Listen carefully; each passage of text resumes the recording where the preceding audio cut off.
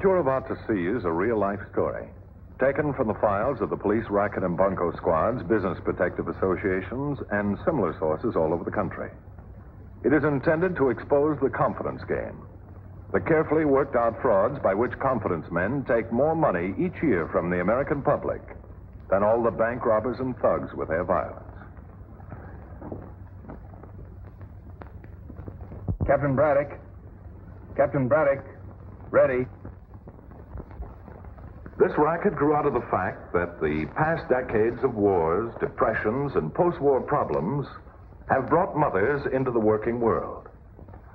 Each working mother is faced with the serious problem of daily care for her child, a place where she can leave her baby and know that it will receive proper supervision, good food, adequate rest, and loving care. All this on a limited budget. It was a situation like this that brought the case of Lillian Lester to my attention. Her story was on the front page of the newspapers when a woman named Hetty Wilson came into my office.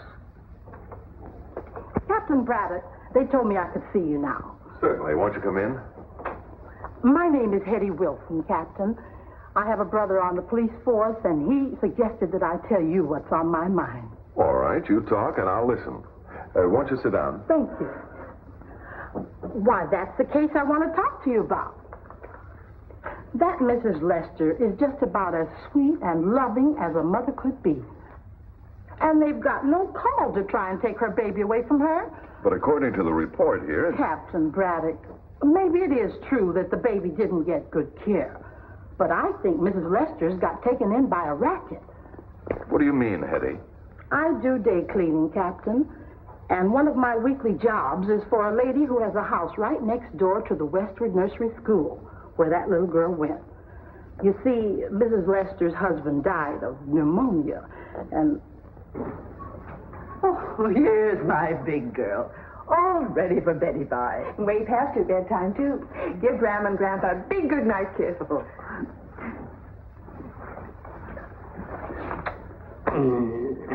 I put on some coffee. Oh, you're an angel. I could do with some. Now, kiss Aunt Susan, and then off to bed we go. Good night, darling. Oh, that's the girl. Come on. Come on. And say goodnight to my daddy. Daddy isn't here tonight, darling. Daddy working, Mommy, is he?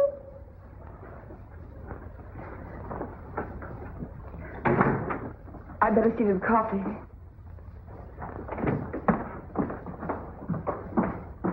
John. Yes, dear. Have you given any thought to Sandy? What do you mean? Well, a young girl like Lillian with no family to help. We are her family, Anna. Oh, of course. But what I mean is, poor Larry didn't leave any insurance and very little money. And we know that Lillian can't keep up this apartment and take care of Sandy. So there's just one thing to be done. What's that? We'll take Sandy to live with us.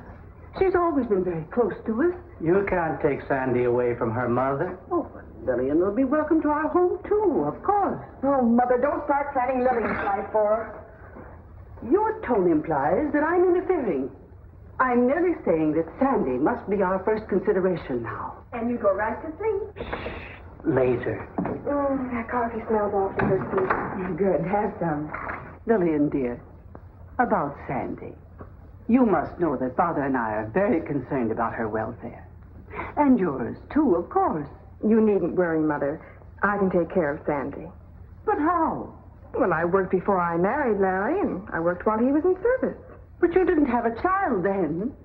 Surely you must realize what a responsibility that would be. I know, but other mothers manage. I know, dear, that your thinking is confused tonight. But Father and I feel that you should let Sandy come and live with us. Please don't think I'm ungrateful, but, well, this is our home. It's where we belong. As long as we stay here, somehow Larry won't seem so far away. But you can't be sentimental at the cost of Sandy's welfare. Sandy will be all right. There's day nurseries where children are well cared for. But you know that I'd take very good care of Sandy. Please don't misunderstand. I know how you feel, but I've got to work this out in my own way. It's what Larry would have wanted. Of course it is, Lil. and you'll manage just fine. I think it's time to go. Come, dear. If you change your mind, our home is always open to you, dear.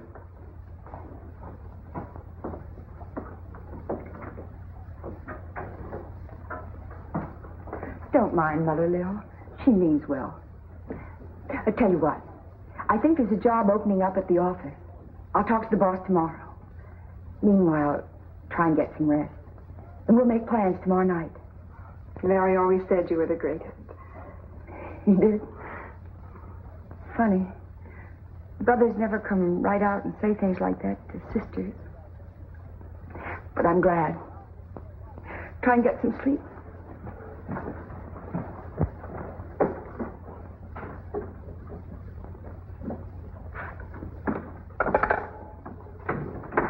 Anita? All the nursery schools charge between $60 and $80 a month. Some even more. Oh, gosh, Lola, what are you going to do? Mr. Parker expects you to start work tomorrow. I know. But even $60 a month. By the time I pay the rent and buy food, even if I bring my lunch every day. Well, have you tried them all? Well, there's one more. I saved it for last because it's on the other side of town. I'd have to transfer twice to get to work after I left Sandy off in the morning. Oh, but Lil, and get to the office by 9 when Mr. Parker's death on tardiness. Oh, I could make it all right. The Westwood Nursery School doesn't cost $1 million. Well, maybe this is the one. Hello, is this the Westwood Nursery School? Westwood Nursery School, Miss Ogden speaking. I saw your advertisement in the paper. Oh, yes, I did advertise. I can take just one more tot into the school. Well, we give them a well-balanced lunch each day, supervised play by a well-trained teacher, and if the child stays all day, a rest period for a nap. Oh, that sounds perfect, Miss Ogden. Sandy would have to stay all day, but I can't pay too much. Oh, now, don't apologize, Mrs. Lester. I opened this school to help the working mother, and I'll cooperate in any way I can. Now, you just bring your little one. Oh, a boy or a girl? A little girl. Her name is Sandra, but we call her Sandy. I'll be there very early in the morning, and... Bless you, Miss Ogden, for helping me out. Isn't that wonderful?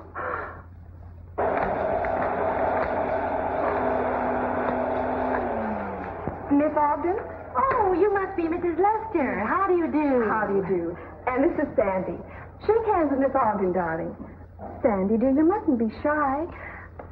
Mommy has to go to work, and there'll be a lot of nice little boys and girls. Oh, now, don't you fret, Mrs. Lester. Sandy and I are going to be great friends. Just a minute. Here. Look. Here's a lovely dolly for Sandy. Her name is Betsy. Isn't she pretty? Now, you run along or you'll be late for work. Sandy's going to be all right. Miss Ogden, about her lunch. Oh, well, here's the menu right over here. Let's see now. We have tomato juice and lamb chop, baked potatoes, string beans, and fruit jello. And they have juice at mid-morning. Oh, that's everything Sandy loves best. And now Sandy's going to meet all the other little boys and girls. And Miss Vera.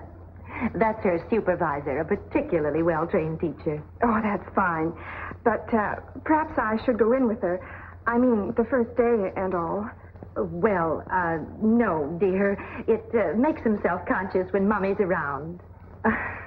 Now, you just stop worrying. Everything's going to be fine. I'm sure it is. Be a good girl, Sandy, and Mummy will be back at 6 o'clock.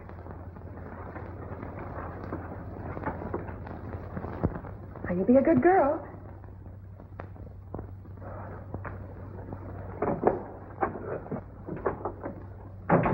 Give me the doll, Sandy. So I can have it. We don't take the dollies from this room.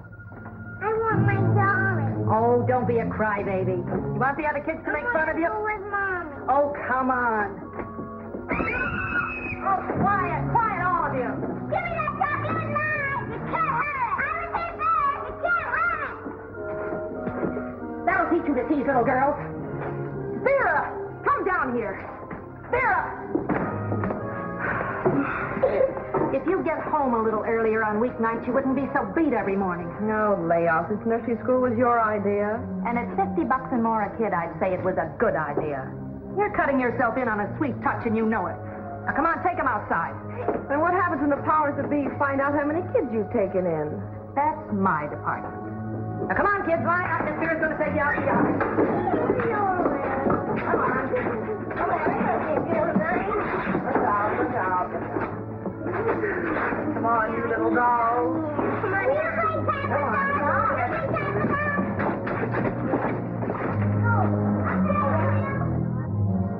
The only sign of nourishing lunch for these babies was on the printed menu that adorned Miss Ogden's desk. Watered soup, sandwiches, or some kind of leftovers was the usual daily fare. A legal, properly supervised school would have sufficient teachers to prevent accidents. But teachers cost money, and that could have cut into Miss Ogden's profits. And until someone reported her, she could get away with this particular kind of murder. Don't cry, Dolly. I'll get you something to eat.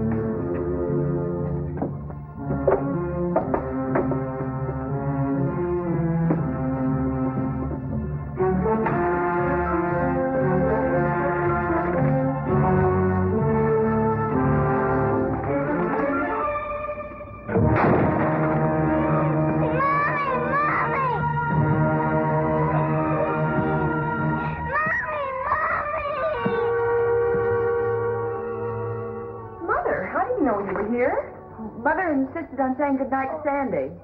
Look, my new doll. What happened? What happened to my baby?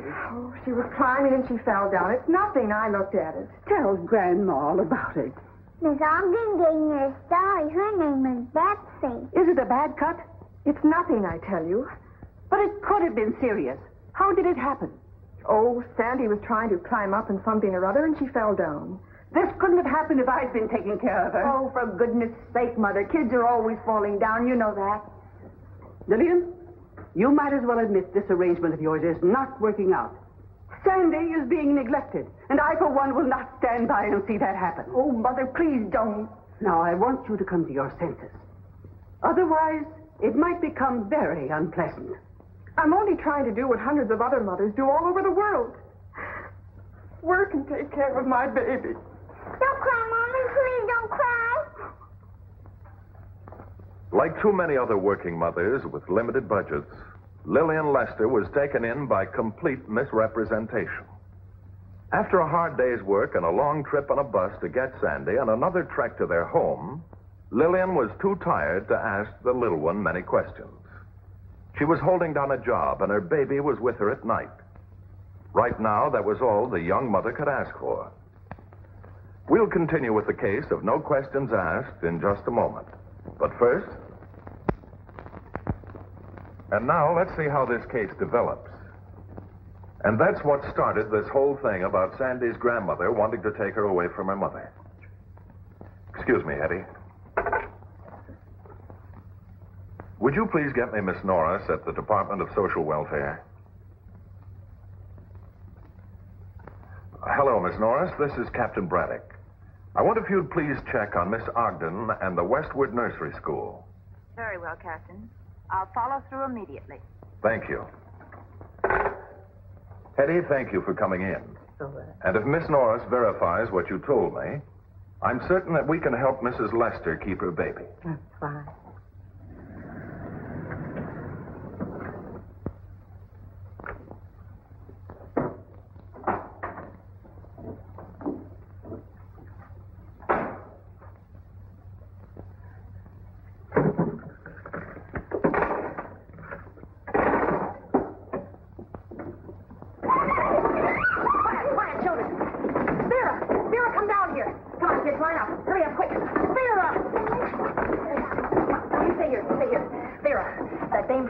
Department's on her way in. Take these kids upstairs. If she sees this mob of youngsters, she revoke my license. We're in enough trouble already.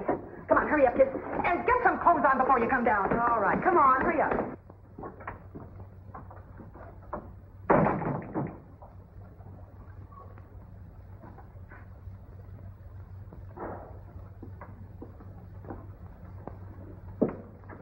And then good morning. Oh, how do you do? I'm Miss Norris of the Department of Social Welfare. Oh, yes, of course. I'm sorry to interrupt. Just a routine inspection, you know. Oh, certainly. Shall we start outside in the yard? Well, all right. Come along, children. We'll all go outside. Now, come along. There's the good boy. Come on. Come on. Now, Vera's going to give you all a piece of candy. Now, I want you to be quiet, because if you hear one sound from any one of you, you're all going to get a real hard spanking. Now, do you understand? Now, don't be greedy. Now, go on, sit down. Hurry up.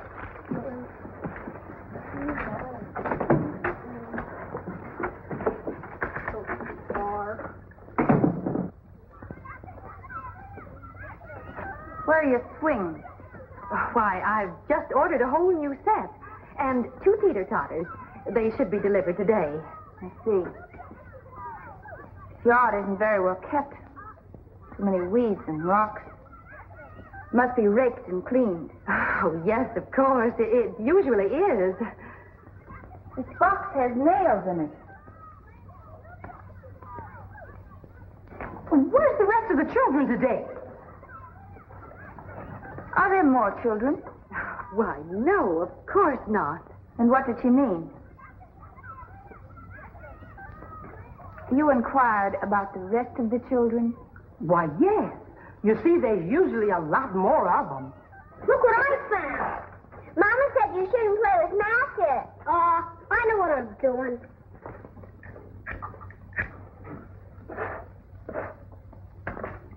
I understand there are usually many more children here every day.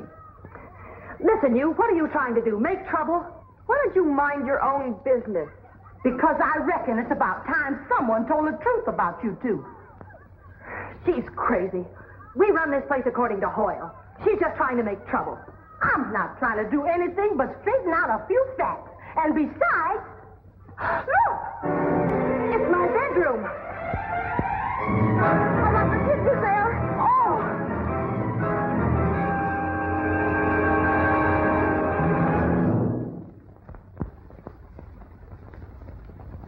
Judge Harper, that could have been our own little Sandy.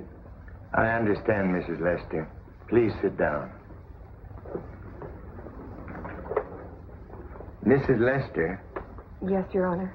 this Westwood nursery school, was it recommended to you? No, sir. I took the ad from a newspaper. And when you took your little girl there, did you investigate it thoroughly? Well, I saw the reception room. It looked very attractive. And it was a printed menu. Good, wholesome food. I see. I realize now that I made a mistake, but, well, I had to get to work on time, for one thing, and... Her job was more important than her child's welfare. Mother. Judge Harper. Larry Lester was my brother, and I'm sure I don't have to tell you what his baby means to me. And I also know what she means to her mother. Lillian was willing to go to work, riding in crowded buses and streetcars, going without personal necessities, just to keep her baby home with her. Is that a crime? Well, nobody is suggesting that young Mrs. Lester is a criminal. But the point your mother makes, and it's not without merit, is the little girl has been neglected. Mrs. Lester, an investigation into this nursery school shows that they had violated all state laws in connection with the running of such an establishment. Now, this could not have happened if the mothers had investigated, asked questions. Why, she didn't even know what Sandy ate for lunch each day. Is that correct? Well, I asked her each night, but she didn't seem to remember. She's only 3.5 years old, Your Honor, and I was anxious to get her to bed. I didn't have time to notice very much wrong. She only went there a couple of weeks. Judge Harper, this is very painful for all of us, particularly because we've always been more than fond of our boy's wife. But all we ask is a chance to give his child proper care and a good home. Mrs. Lester, Yes, Judge Harper. you're a very young girl, and it's understandable that you want to be independent and make your own way, but you can hardly blame the baby's grandparents for their attitude. Send Captain Braddock and Miss Norris in. we may find an answer to some of these questions. Judge Harper? Judge? Captain Braddock, I think what Miss Norris has to say may have some bearing on this case. Yes, I agree. Unfortunately, this isn't the first time such an unhappy situation has been brought to my attention.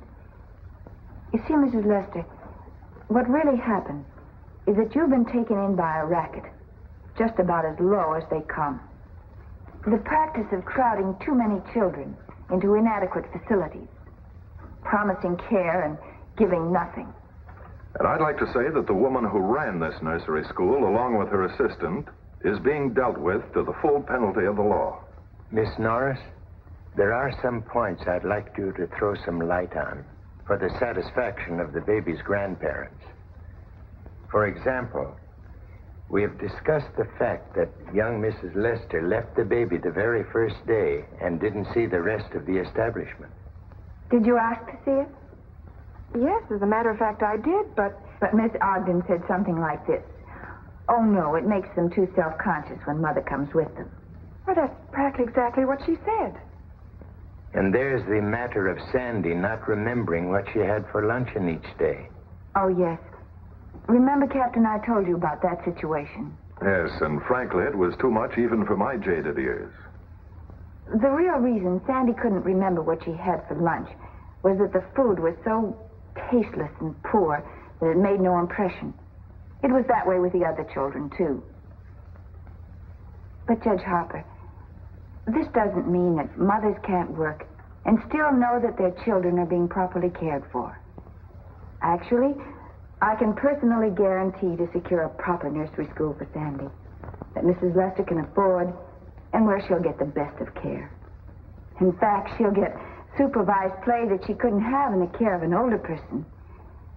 Believe me, my dear, it's better for a child to have that kind of companionship.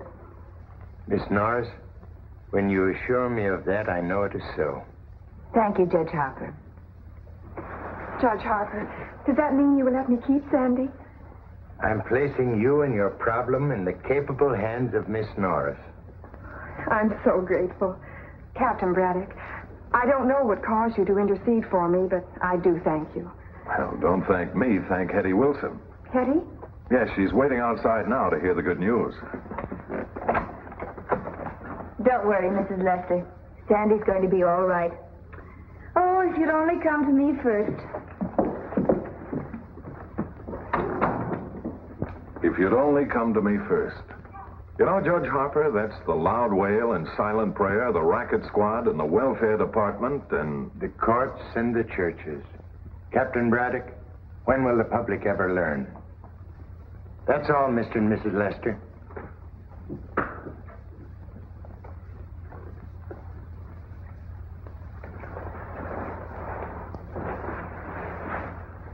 Before we close the case of No Questions Asked, I'd like to add a personal footnote. If you're looking for a nursery school, make certain that you select one that meets with these requirements of the law. Teachers trained in nursery education, nutrition, and child psychology. Proper heating facilities and fire safety. All the care and precaution of your own home. If you can't meet this problem alone, consult your local Department of Social Welfare. It's you, the taxpayer, who supports these fine groups. And you'll find them eager to assist you. This is sound advice, so please heed it. Otherwise, what happened to others could happen to you. I'm closing this case now, or rather the courts will, but there'll be others, because that's the way the world is built. Remember, there are people who can slap you on the back with one hand and pick your pocket with the other. And it could happen to you.